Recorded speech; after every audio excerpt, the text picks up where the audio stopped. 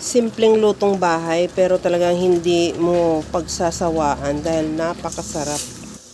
Ilaga ko muna itong munggo hanggang sa maluto. At meron ako ditong 1/4 kilo na karne ng baboy. I-sear ko lang hanggang sa maglabas ng sariling mantika.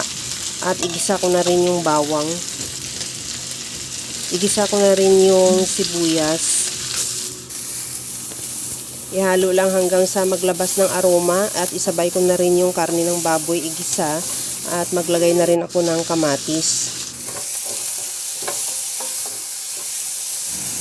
Maglagay na ako ng asin at paminta.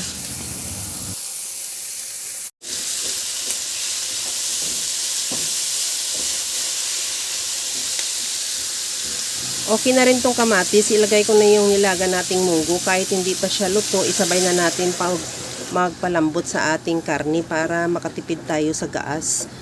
At takpan ko muna hanggang sa maluto yung munggo at maglambot na rin yung baboy.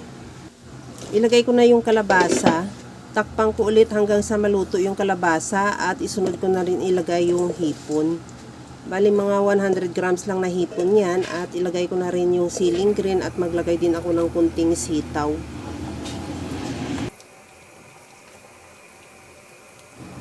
Tikman ko na rin kung okay na yung timpla ng sabaw.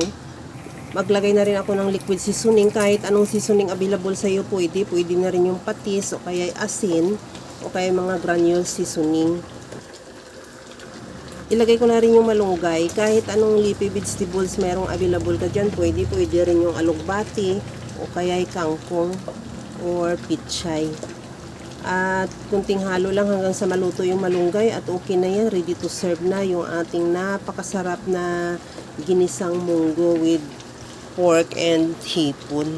Kaya mga kalasa, kung nagustuhan mo yung ating video, please like na lang at pakishare na rin sa inyong mga friends. At kung bago ka pa lang sa aking channel, subscribe na at i-click mo na rin ang bell button para sa mga notification. Okay na to, luto na. Hanggang sa muli mga kalasa. Thank you for watching. Bye-bye!